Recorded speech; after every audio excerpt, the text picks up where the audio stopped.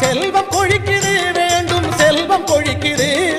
பாபரோட தோழன் துணை நாளும் இருக்குது வீரபாபரோட தோழன் துணை நாளும் இருக்குது படிகள் அழைக்குது 18 படிகள் அழைக்குது